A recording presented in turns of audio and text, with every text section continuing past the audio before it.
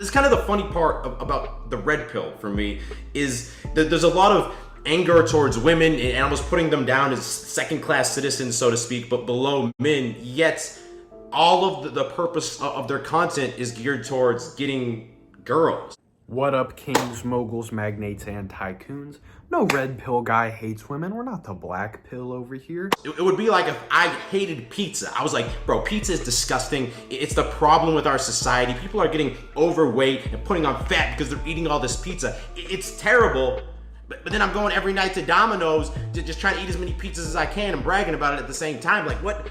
There's this common misconception that red pill guys are angry misogynists or hurt men. Yeah.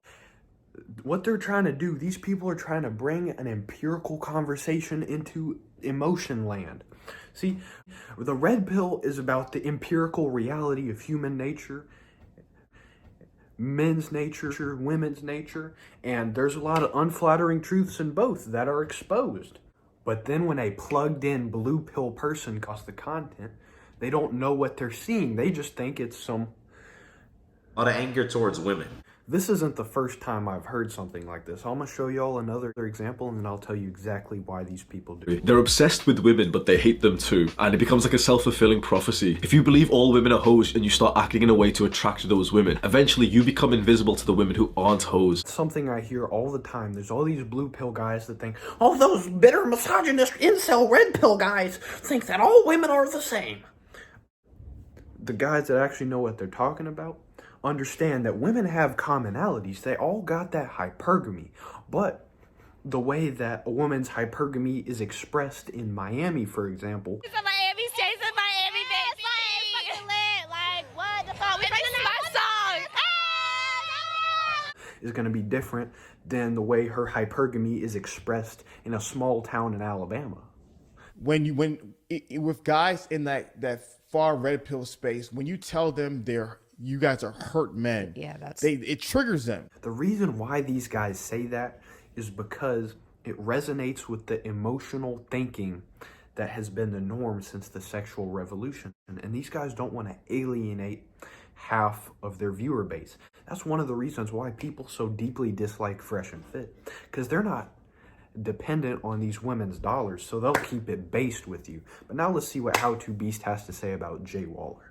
I see it all the fucking time. You get a 6, and all she does, instead of crying about it like a pussy like you're doing, is she goes and gets her ugly ass in the squat rack, buys some boobs, learn how to put makeup on, and all of a sudden we all call her a 9.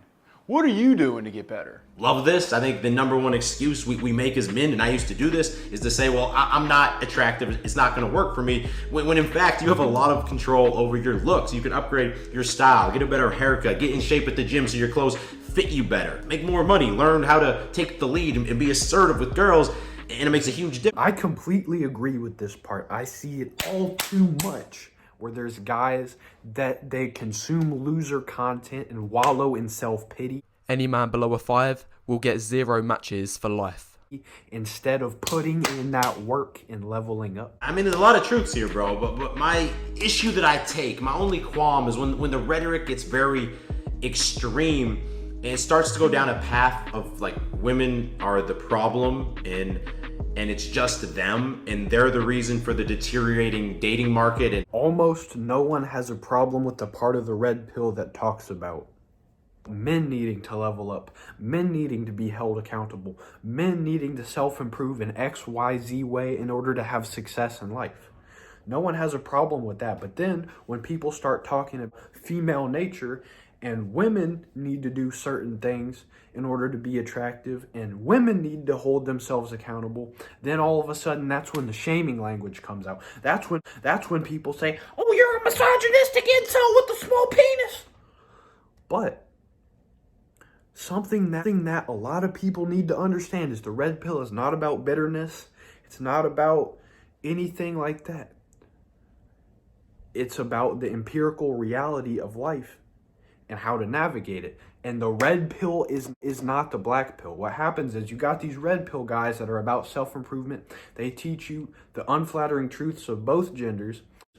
And then you got the black pill loser guys that actually are bitter and incels and stuff. And in turn, I will deny all of you life.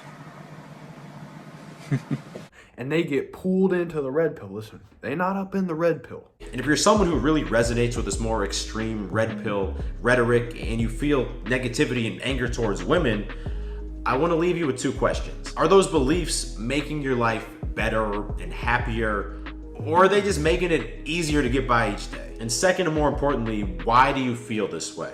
Like, seriously, sit for a second and ask, why do I feel this way towards women? It's not about how we feel towards women. Sorry about the allergies. This is not emotion land over here. Because every guy I've talked to this about has either had an abusive relationship in the past with a girl who, cheated on him or did something really disrespectful and left, or they're guys who had 0 success with girls at all. And it offers, a belief system that makes it okay. That means that they're better off without girls almost, because girls suck. The red pill is not MGTOW, it's not black pill. Don't get us confused with those losers. Also, I forgot to put Justin Waller in my alpha male tier list. He's A tier. Go watch that right now. Leave a like.